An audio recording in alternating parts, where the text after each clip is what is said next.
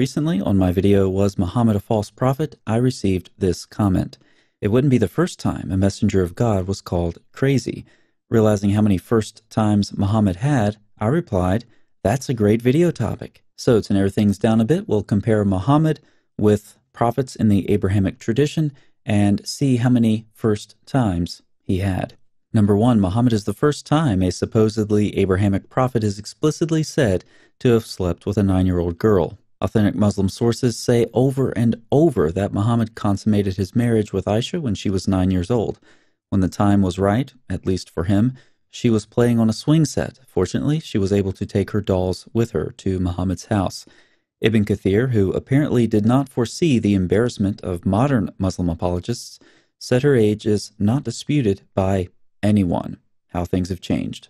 It's interesting to note that Muslims who try to deny that Aisha was 9 when Muhammad had sex with her ignore the fact that Surah 65:4 allows sex with prepubescent girls, according to Muslim scholar after Muslim scholar after Muslim scholar. Free tip: don't deny something your prophet did out of embarrassment if that same thing is permitted in your Quran. And of course, Muslims who love to use what I call the "hey, look over there" technique will say, yeah, but Rebecca was 3 years old when Isaac married her. Unfortunately for them, I've already shot that polemic down in a burning heap, posthumously dismembered it, and scattered the ashes to the wind. Not even Allah could revive that polemic on Resurrection Day with a magical water that gets poured over Muslims who get burned to a crisp after crossing the bridge over hell, so don't even try. Number 2, Muhammad is the first time a supposedly Abrahamic prophet employed child labor when he would get his extraordinarily young bride to scrape semen off of his clothes. What more can I say?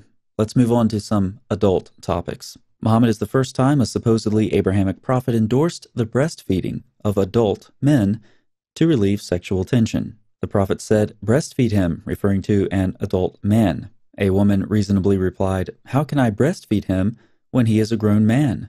The messenger of Allah smiled and said, I know he is a grown man. Look back through history and think to yourself how much better things would have been if adult men would have been breastfed. Actually, you don't have to. On your screen, I have an exhaustive list of every single time throughout history adult breastfeeding could have contributed positively to relieving inappropriate sexual tension, as Muhammad required. Number 4, Muhammad is the first time a supposedly Abrahamic prophet said the sun sets in a warm or muddy spring. This is described in both the Quran and the Hadith. Abraham, Moses, David, all the rest of them, they failed to observe and report this very simple fact.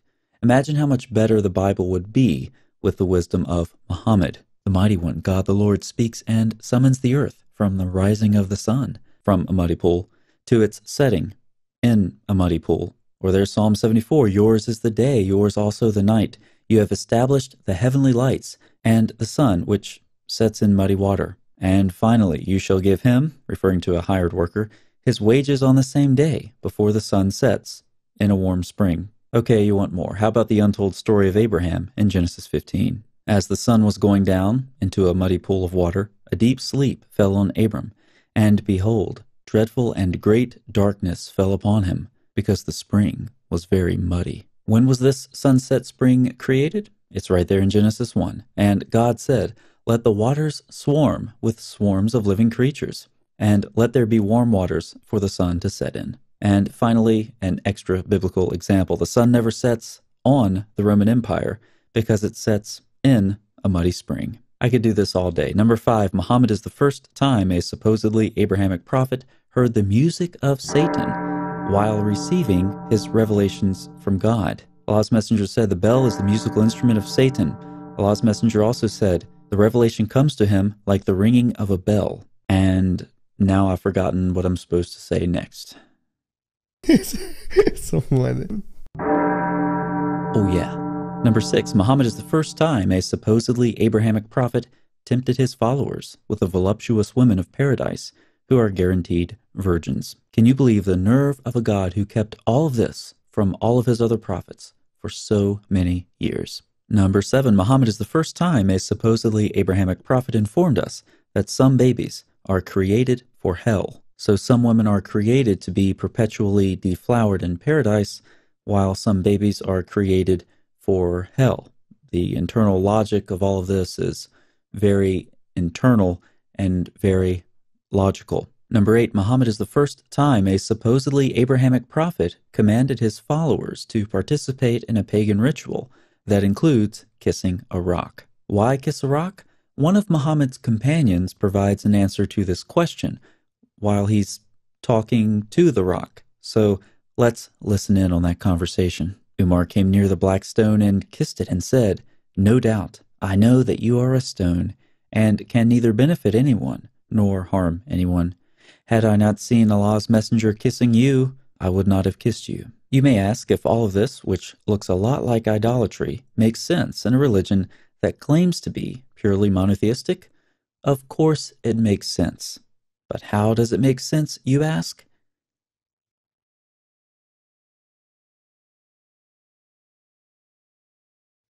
Number 9, Muhammad is the first time a supposedly Abrahamic prophet had drinkable blood and urine. You can pause the video and read that report if you like. Just remember the key takeaway. If you drink Muhammad's urine, then you won't get a stomach ache again, which makes me realize how much I really don't mind having a stomach ache. Number 10, Muhammad is the first time a supposedly Abrahamic prophet would have been executed by another Abrahamic prophet for reciting Satan's revelation. Muhammad said he had obeyed Satan and spoken his words, making Satan a partner in God's matter with him. Shahab Ahmed's study showed that the Satanic verses incident was a standard historical element in early Muslim history. Of course, even more so than Aisha's age, this part of Muhammad's life has become deeply unpopular in recent decades. In Deuteronomy 18, Moses recalls God's words, "But the prophet who presumes to speak a word in my name that I have not commanded him to speak, or who speaks in the name of other gods, that same prophet shall die." According to this verse, claiming to be a prophet of God while being tricked into speaking the words of Satan could be problematic if you prefer to avoid appointments with the executioner. I know what you're thinking. This video could have had a lot more first times, and I agree. But I'll leave it to you to add more in the comments. As you post them, I will add them to the pinned comment periodically, and we can see how long the list gets. So thanks for watching and commenting, and I'll see you next time.